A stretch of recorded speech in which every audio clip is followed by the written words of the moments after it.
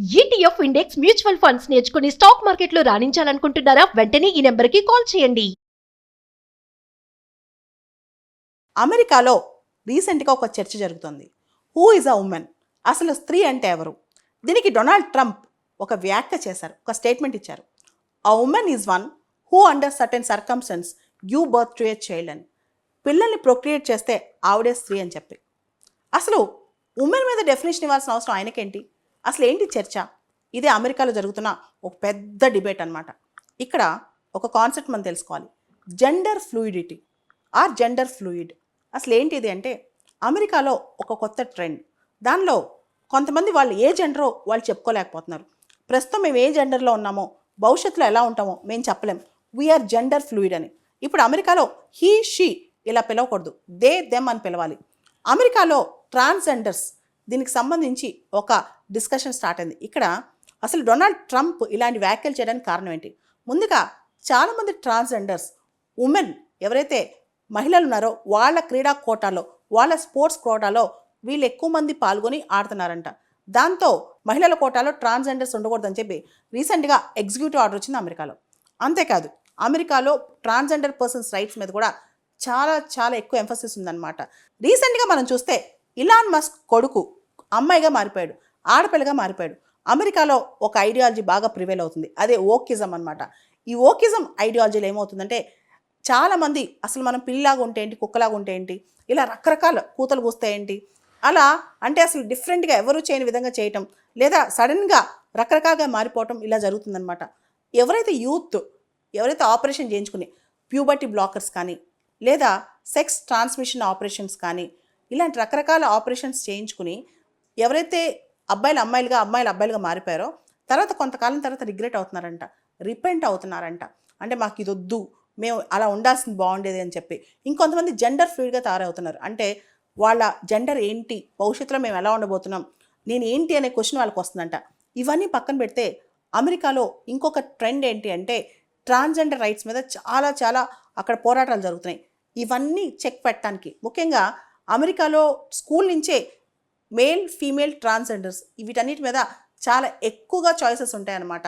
అంతెందుకు, అబ్బాయిలు అమ్మాయిలు ఈ సెక్స్ ట్రాన్స్మిషన్ ఆపరేషన్స్ చేసుకున్న, అంటే అమ్మాయి అబ్బాయిగా మారినా, అబ్బాయి అమ్మాయిగా మారినా, అమెరికాలో కొన్ని రాష్ట్రాల్లో ఈవెన్ పేరెంట్స్ కూడా చెప్పక్కర్లేదంట. అండ్ కొన్ని సందర్భాల్లో ఒక అబ్బాయి అమ్మాయిగా అవ్వాలన్నా, లేదా ఒక అబ్బాయి ట్రాన్స్జెండర్గా అవ్వాలన్నా, తన మెంటల్ ఐడెంటిటీ అంటే తను మానసికంగా అలా ఫీల్ అయితే చాలు, అదే ట్రాన్స్జెండర్గా గుర్తిస్తారంట.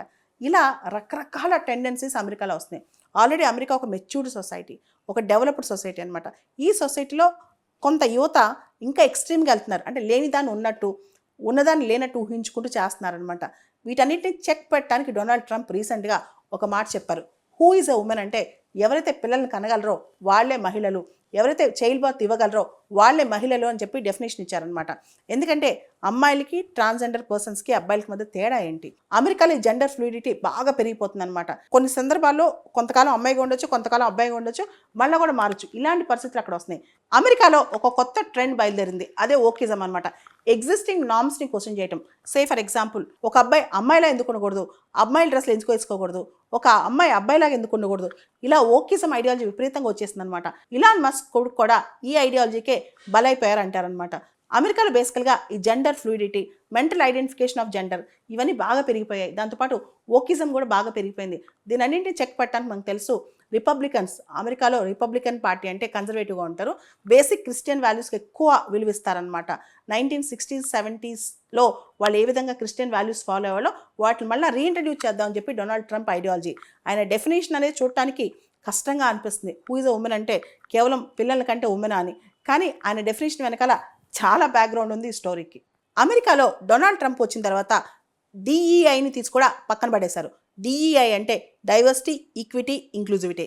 ఇంతకుముందు అమెరికాలో ట్రాన్స్జెండర్ పర్సన్స్ రైట్స్ సంబంధించి చాలా హక్కులు ఉండేవి. ఇప్పుడు అవన్నీ పక్కన పెట్టేసి నేను రెండే గుర్తిస్తాను అని డొనాల్డ్ ట్రంప్ చెప్తున్నారు. ఏదర్ మేల్ ఆర్ ఫీమేల్, ఈ రెండింటినే గుర్తిస్తాను, ఇంకా దేన్ని గుర్తించనని చెప్పి ఆయన చెప్పేస్తున్నారు. అమెరికాలో రీసెంట్గా ఒక చర్చ జరుగుతుంది. Who is a women? అసలు స్త్రీ అంటే ఎవరు? దీనికి డొనాల్డ్ ట్రంప్ ఒక వ్యాఖ్య చేశారు, ఒక స్టేట్మెంట్ ఇచ్చారు. A woman is one who under certain circumstances give birth to a child అని. పిల్లల్ని ప్రొక్రియేట్ చేస్తే ఆవిడే స్త్రీ అని చెప్పి. అసలు ఉమెన్ మీద డెఫినేషన్ ఇవ్వాల్సిన అవసరం ఆయనకేంటి? అసలు ఏంటి చర్చ? ఇదే అమెరికాలో జరుగుతున్న ఒక పెద్ద డిబేట్ అన్నమాట. ఇక్కడ ఒక కాన్సెప్ట్ మనం తెలుసుకోవాలి. Gender fluidity or gender fluid అసలు ఏంటిది అంటే అమెరికాలో ఒక కొత్త ట్రెండ్. దానిలో కొంతమంది వాళ్ళు ఏ జెండరో వాళ్ళు చెప్పుకోలేకపోతున్నారు. ప్రస్తుతం మేము ఏ జెండర్లో ఉన్నామో భవిష్యత్తులో ఎలా ఉంటామో మేము చెప్పలేం. వీఆర్ జెండర్ ఫ్లూయిడ్ అని. ఇప్పుడు అమెరికాలో హీ షీ ఇలా పిలవకూడదు, దే దెమ్ అని పిలవాలి. అమెరికాలో ట్రాన్స్జెండర్స్ దీనికి సంబంధించి ఒక డిస్కషన్ స్టార్ట్ అయింది. ఇక్కడ అసలు డొనాల్డ్ ట్రంప్ ఇలాంటి వ్యాఖ్యలు చేయడానికి కారణం ఏంటి? ముందుగా చాలామంది ట్రాన్స్జెండర్స్ ఉమెన్ ఎవరైతే మహిళలు ఉన్నారో వాళ్ళ క్రీడా కోటాలో, వాళ్ళ స్పోర్ట్స్ కోటాలో వీళ్ళు ఎక్కువ మంది పాల్గొని ఆడుతున్నారంట. దాంతో మహిళల కోటాలో ట్రాన్స్జెండర్స్ ఉండకూడదని చెప్పి రీసెంట్గా ఎగ్జిక్యూటివ్ ఆర్డర్ వచ్చింది అమెరికాలో.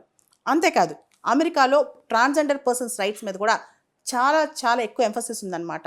రీసెంట్గా మనం చూస్తే ఇలాన్ మస్క్ కొడుకు అమ్మాయిగా మారిపోయాడు, ఆడపిల్లగా మారిపోయాడు. అమెరికాలో ఒక ఐడియాలజీ బాగా ప్రివేల్ అవుతుంది, అదే ఓకిజం అనమాట. ఈ ఓకిజం ఐడియాలజీలో ఏమవుతుందంటే చాలామంది అసలు మనం పిల్లిలాగా ఉంటే ఏంటి, కుక్కలాగా ఉంటే ఏంటి, ఇలా రకరకాల కూతలు కూస్తే ఏంటి, అలా అంటే అసలు డిఫరెంట్గా ఎవరు చేయని విధంగా చేయటం, లేదా సడన్గా రకరకాలుగా మారిపోవటం ఇలా జరుగుతుందన్నమాట.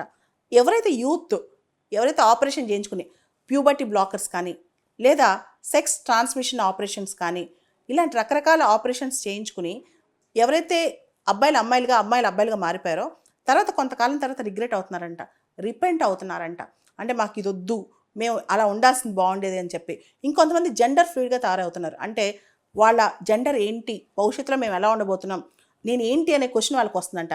ఇవన్నీ పక్కన పెడితే అమెరికాలో ఇంకొక ట్రెండ్ ఏంటి అంటే ట్రాన్స్జెండర్ రైట్స్ మీద చాలా చాలా అక్కడ పోరాటాలు జరుగుతున్నాయి.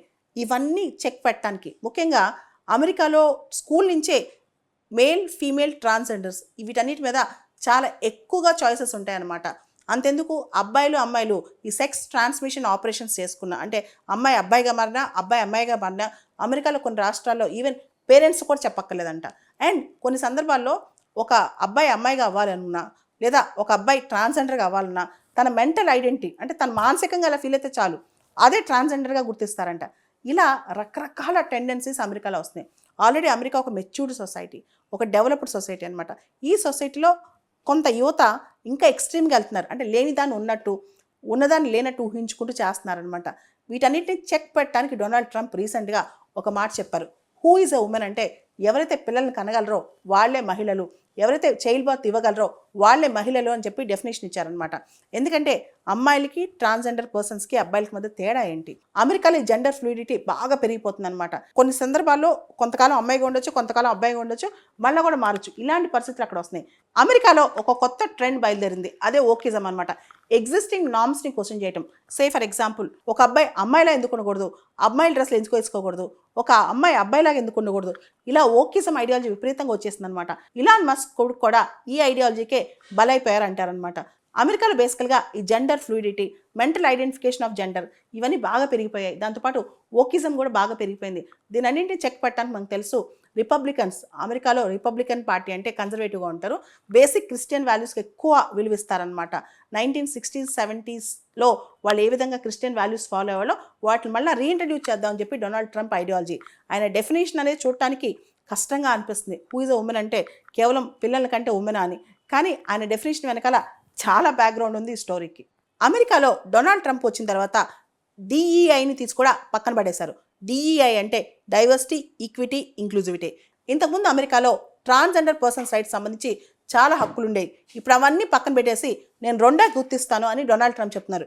ఏదర్ మేల్ ఆర్ ఫీమేల్, ఈ రెండింటినే గుర్తిస్తాను, ఇంకా దేన్ని గుర్తించనని చెప్పి ఆయన చెప్పేస్తున్నారు.